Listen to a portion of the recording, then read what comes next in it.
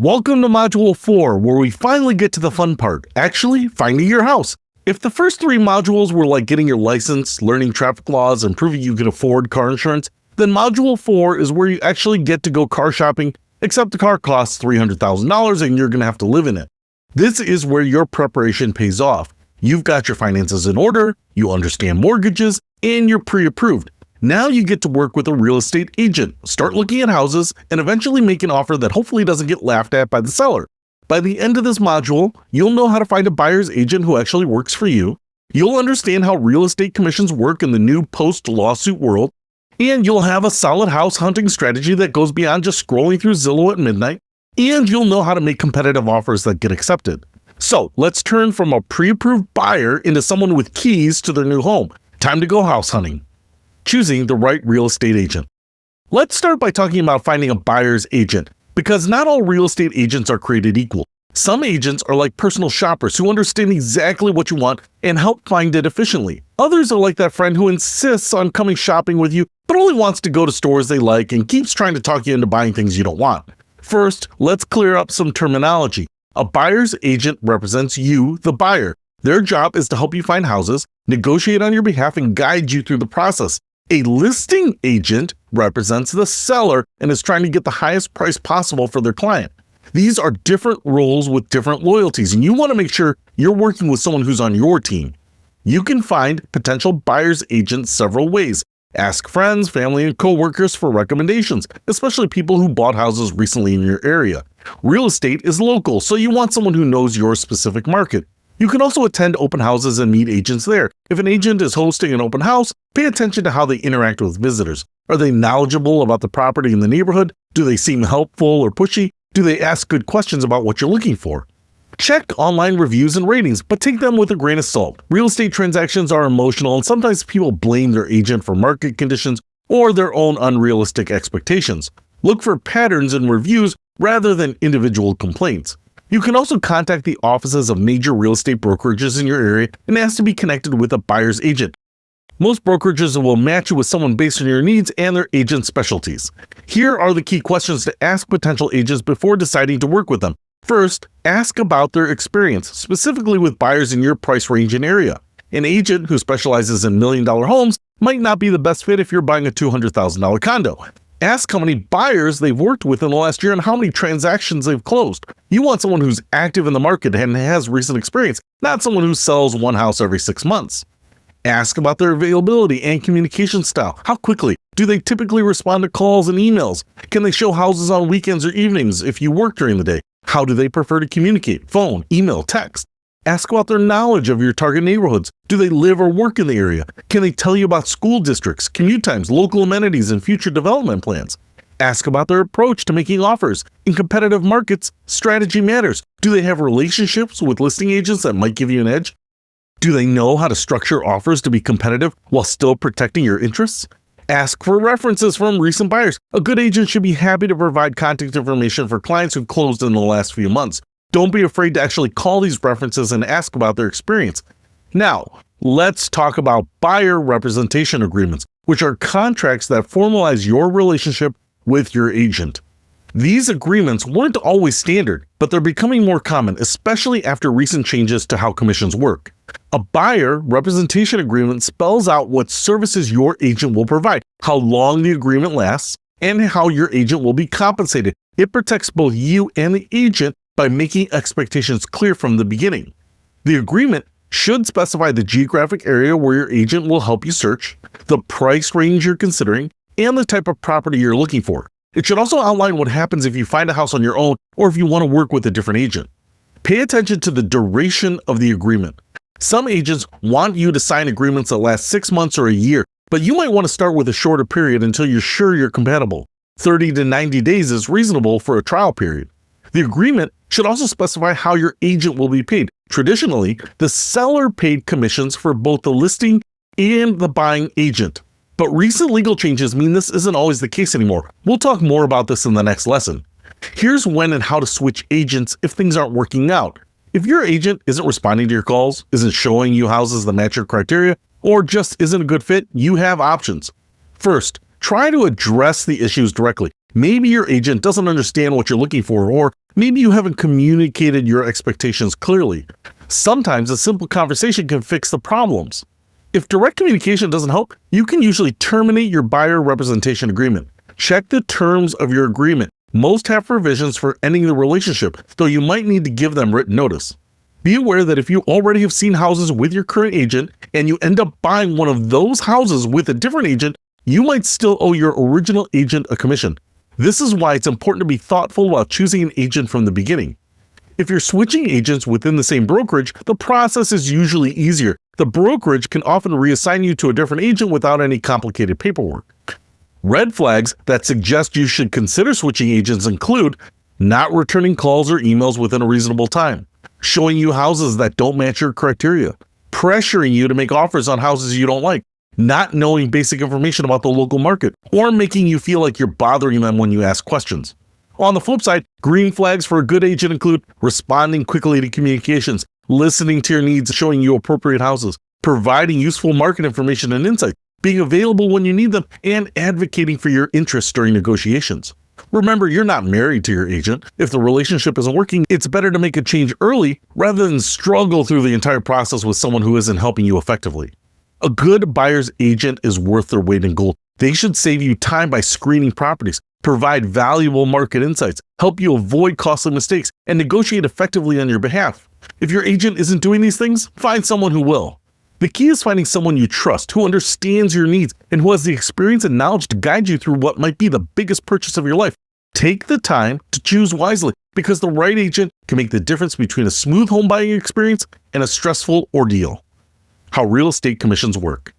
All right, let's talk about real estate commissions, which used to be one of those things that everyone just accepted but nobody really understood. Kind of like how airline pricing works or why hot dogs come in packages of 10 but buns come in packages of 8.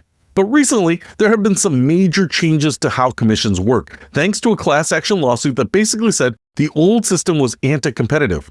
So let's break down what the commissions are, how they used to work, how they work now, and what this means for you as a buyer. Traditionally, real estate commissions worked like this. The seller would agree to pay a total commission, usually 5 to 6% of the sale price to their listing agent. The listing agent would then split this commission with the buyer's agent, typically 50-50. So on a $300,000 house, the total commission might be $18,000, with $9,000 going to each agent. This system meant that as a buyer, you didn't directly pay your agent. Their commission came out of the seller's proceeds at closing. It was like getting a free personal shopper, except the cost was built into the price of everything in the store. The problem, according to the lawsuit, was that this system inflated home prices because sellers had to price their homes high enough to cover both commissions, even if the buyer's agent didn't add much value. It also meant that the buyer's agents had incentives to show you more expensive houses because the commission was based on the sale price. So, what's changed? The biggest change is that sellers are no longer required to offer compensation to buyer's agents through the multiple listing service, or MLS. Previously, when a house was listed, the listing would include how much commission was being offered to the buyer's agent. Now, that information might not be available up front. This means that as a buyer, you might need to negotiate compensation for your agent separately. Your agent might ask you to sign an agreement stating that you'll pay their commission if the seller doesn't. Don't panic. This doesn't necessarily mean you'll end up paying more. It just means that the negotiation is more transparent. In many cases, sellers will still offer to pay buyers' agents commissions because they want to attract buyers. A seller who refuses to pay any buyer's agent commission might find that fewer agents show their house to buyers, which could hurt their sale. But now you have more control over the situation. You can negotiate with your agent about their commission rate, and you can factor agent compensation into your offer negotiations with the seller. Here's what this means practically. When you're ready to make an offer, you and your agent need to understand how the commission will be handled. If the seller is offering to pay your agent's commission, great, that works like the old system. If they're not, you have a few options. Option 1, you can ask the seller to pay your agent's commission as part of your offer negotiations. This is essentially asking them to increase the sale price to cover the commission, but it might be worth it to get the house you want. Option 2, you can pay your agent's commission yourself. This gives you more control and might make your offer more attractive to sellers, but it means coming up with additional cash at closing. Option 3, you can negotiate a lower commission rate with your agent in exchange for paying it yourself, or find an agent who offers discounted services. Now, let's talk about negotiating commission arrangements. Yes, commission rates are negotiable, though not all agents will be flexible, especially in competitive markets where they have plenty of potential clients. If you're paying your agent's commission yourself, you have more leverage to negotiate the rate. Standard buyer's agent commissions are typically 2.5% to 3% of the sale price, but you might be able to negotiate a lower rate or a flat fee arrangement. Some agents offer different service levels at different price points. A full-service agent might charge 3% but provide comprehensive services, including market analysis, showing coordination, negotiation, and transaction management. A discount agent might charge 1% to 2% but provide more limited services. You can also negotiate based on the price range of the homes you're considering. If you're buying an expensive house, the commission dollars add up quickly, and your agent might be willing to accept a lower percentage. Consider negotiating performance-based arrangements. For example, you might agree to pay a higher commission if your agent helps you get a house for below asking price, or a lower commission if the process takes longer than expected. Just remember that, like most things in life, you generally get what you pay for. An agent who charges significantly below market rates might be new, desperate for business, or planning to provide minimal service. Make sure you understand exactly what services you're getting for whatever commission you agree to pay. Let's talk about understanding dual agency, which is when one agent or one brokerage represents both the buyer and the seller in the same transaction. This is like having the same lawyer represent both parties in a divorce. It's legal in most states, but it creates some obvious conflicts of interest.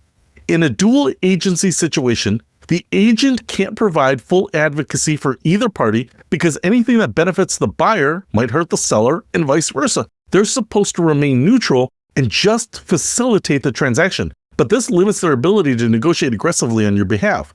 Some states don't allow dual agency at all.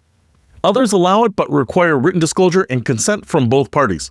If you find yourself in a potential dual agency situation, make sure you understand the implications and consider whether you're comfortable with the arrangement. The advantage of dual agency is that it might make negotiations smoother since the same agent is coordinating both sides. The disadvantage is that you're giving up some level of representation and advocacy. If you're uncomfortable with dual agency, you can ask to work with a different agent within the same brokerage, or you can choose to work with an agent from a different brokerage entirely. The bottom line on commissions is that the new system gives you more control and transparency, but it also requires you to be more involved in the negotiation process. You can't just assume that commission arrangements will work themselves out. You need to understand and actively manage this aspect of your transaction. Don't let commission discussions derail your home search, but do make sure you understand how your agent will be compensated before you start making offers. It's much easier to have these conversations up front than to figure them out in the middle of negotiations on your dream house. House hunting strategy. Now, let's talk about developing a house hunting strategy that goes beyond endlessly scrolling through Zillow, which I know is how many of you have been spending your free time. Don't worry, we've all been there. It's like social media for people who want to torture themselves with houses they can't afford. I love doing it too. The first step in effective house hunting is setting realistic expectations, which might be the most important and least fun part of this entire process. The house you end up buying probably won't look like the houses you see on HGTV, unless your budget is significantly higher than most first-time homebuyers. Here's the reality check. In most markets, you're going to have to compromise on something. Maybe it's the location, maybe it's the size, maybe it's the condition, or maybe it's that dream of having a kitchen island big enough to land a small aircraft. The key is figuring out which compromises you can live with and which ones are deal breakers. Start by creating two lists, your must-haves and your nice-to-haves. Must-haves are non-negotiable, things like the number of bedrooms you need, accessibility requirements, or being within a certain distance of work or schools. Nice-to-haves are things you'd love but could live without, like a two-car garage, granite countertops, or a backyard big enough for a pool. Be honest about your must-haves. If you work from home and absolutely need a dedicated office space, that's a must-have. If you think it would be nice to have an office, but you could work from the dining room table, that's a nice-to-have. Consider your timeline for staying in the house. If this is a starter home and you plan to move up in 5 years, you might be willing to compromise on things like kitchen finishes or the size of the master bedroom. If this is your forever home, you might want to be pickier about layout and location. Now let's talk about prioritizing your must-haves versus nice-to-haves when you're actually looking at houses. This is where the rubber meets the road because you're going to see houses that have some of your must-haves, but not others, or houses that have amazing nice-to-haves, but are missing key must-haves.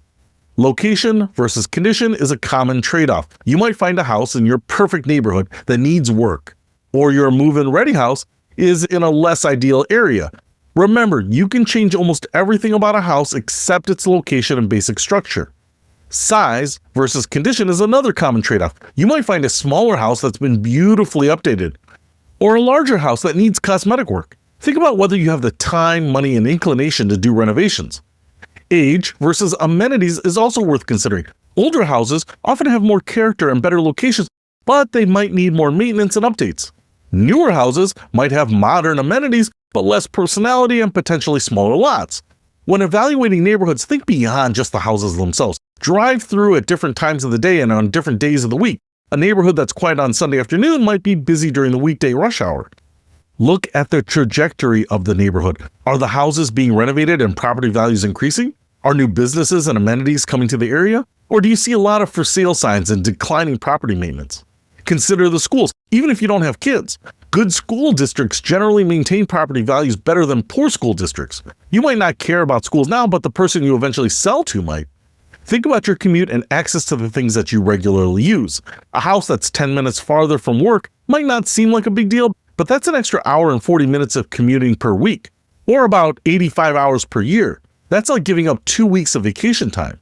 Look at future development plans for the area. Is that empty lot next door going to become a park or a gas station? Are there plans for new roads, schools, or commercial development that might affect your property value or your quality of life? Now let's talk about evaluating resale value, because even if you think this is your forever home, life has a way of changing your plans. Job transfers, family changes, or just evolving preferences might mean you sell sooner than expected.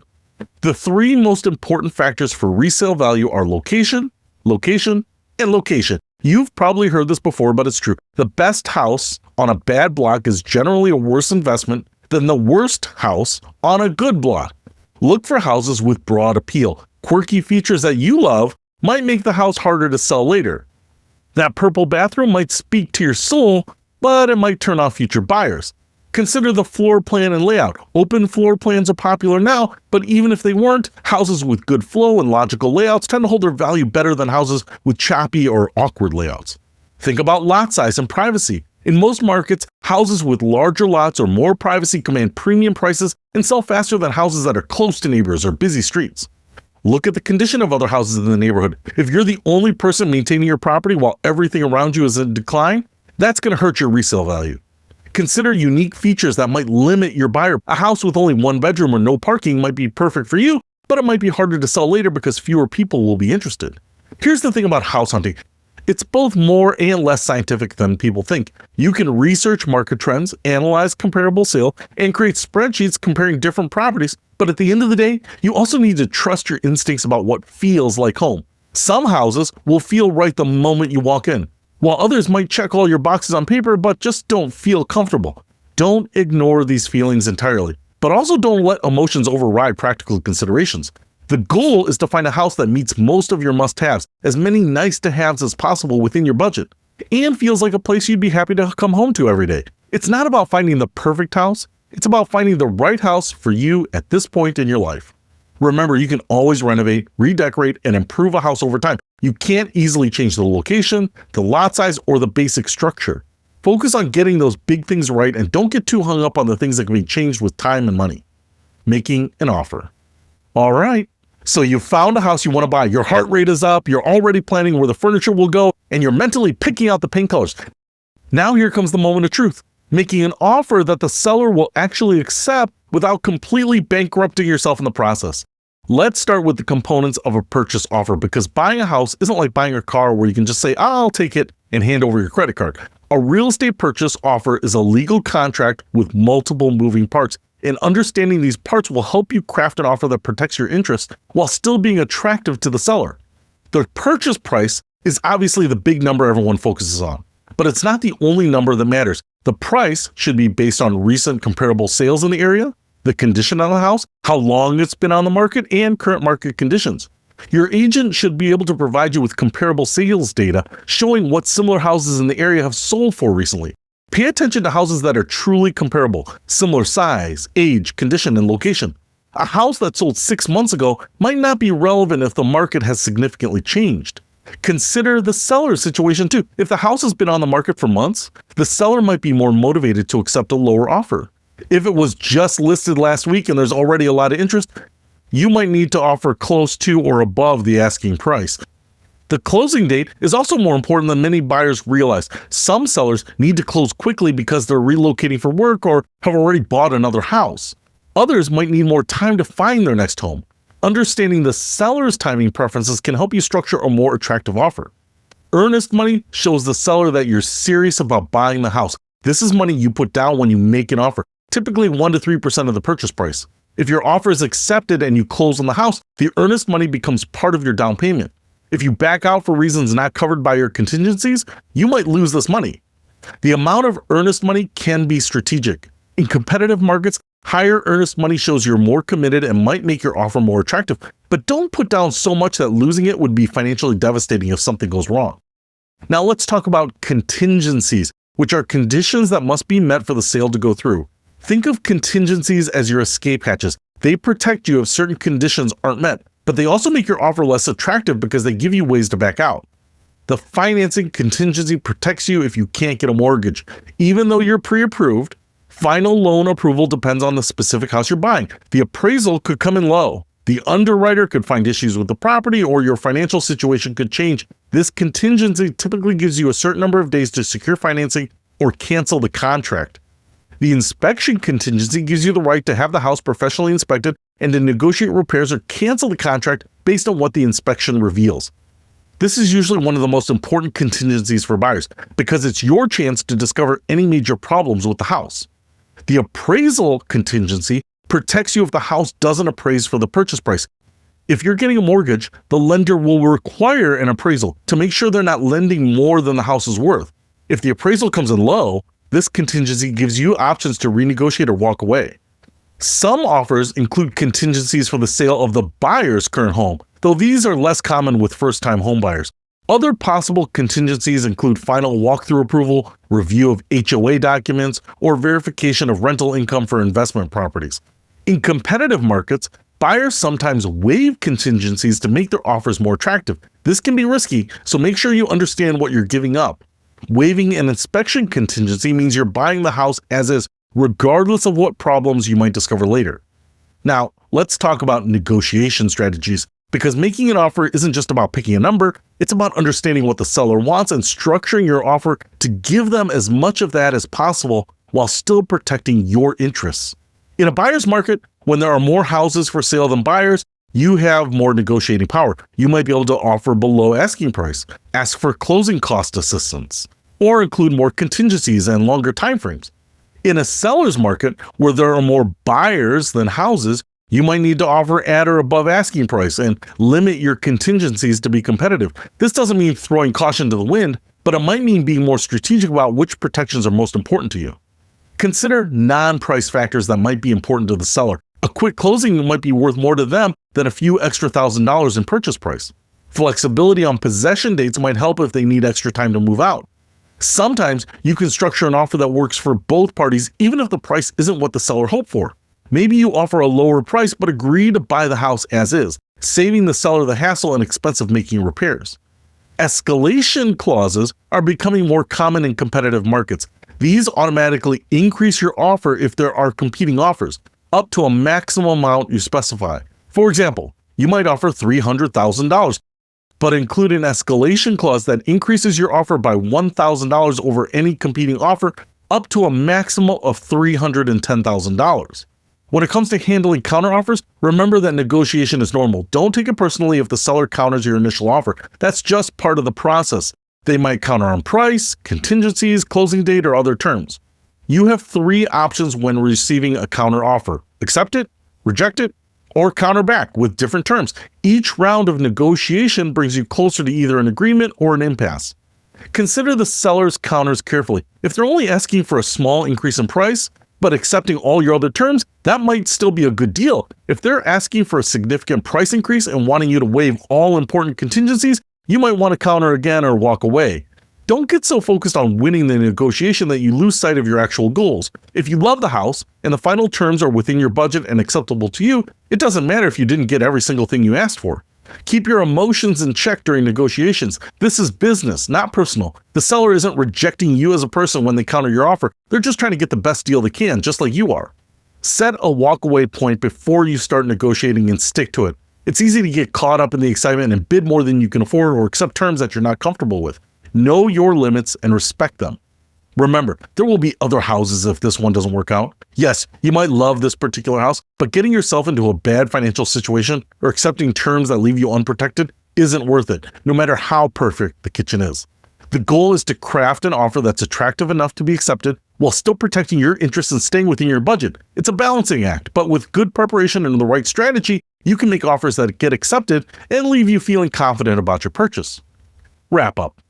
Congratulations, you just completed the House Hunting Masterclass, which means you're now equipped with everything you need to find the right agent, understand the new commission landscape, develop a strategic approach to house hunting, and make competitive offers that actually get accepted. You now understand how to choose a buyer's agent who will actually advocate for your interests, how recent changes to commission structures affect you as a buyer, how to prioritize your needs and evaluate neighborhoods for both current living and future resale, and how to structure offers that balance competitiveness with protection. Here's what you need to do before we move on to Module 5. First, if you haven't already, start interviewing potential buyer's agents. Remember, this person will be your guide through one of the biggest purchases of your life, so take the time to find someone you trust and communicate well with. Second, create your must-have and nice-to-have lists for your future home. Be honest about what you really need versus what you really would like. This will help you make decisions quickly when you're looking at houses. Third, start researching neighborhoods in your target area. Drive around, check out the amenities, and get a feel for areas you want to live in. The more you know about different neighborhoods, the better decisions you'll make when you find houses you like. And finally, discuss commission arrangements with your agent upfront so there are no surprises when you're ready to make offers. In Module 5, we're going to take you from having an accepted offer to actually owning your home. We'll cover the inspection process, finalizing your mortgage, and understanding closing costs, and preparing for closing day. This is where all your preparation comes together and you finally get those keys. So I'll see you there.